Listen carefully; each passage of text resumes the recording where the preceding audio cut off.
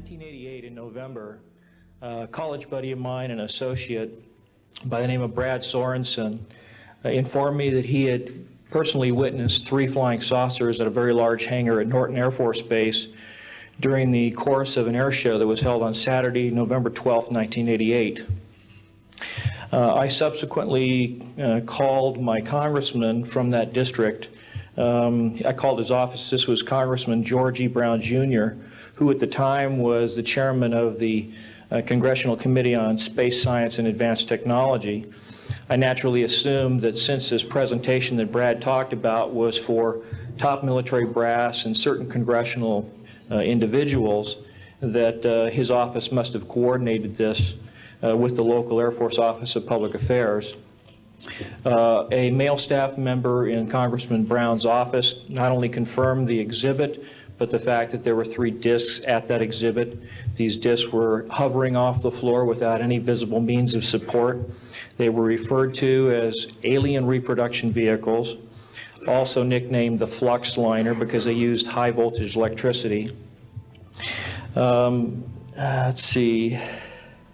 To keep things short, this is a diagram that I made based on a sketch that Brad Sorensen did for me in rough form shortly after he had his sighting, and subsequently cleaned that drawing up and made it much more accurate. And that's the drawing that Dr. Greer is holding there now.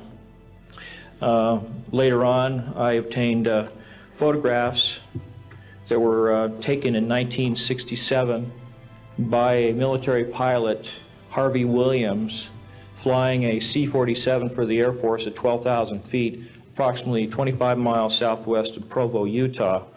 This particular vehicle matches the so-called ARV in all proportions and respects in terms of the detail of the shape of the craft. And this was photographed, as I say, in June or July of June of 1967.